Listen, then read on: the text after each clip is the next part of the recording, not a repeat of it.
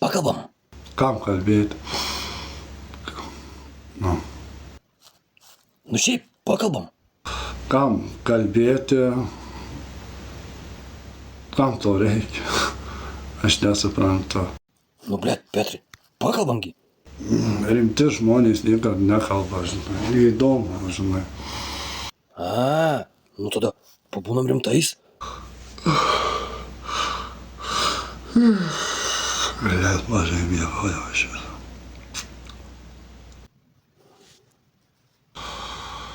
Tai apie ką nori čia pakalbėti, padiskutuoti? Taigi tu sakei, rimti žmonės nešneka. Nors galim apie tave pašnekėti.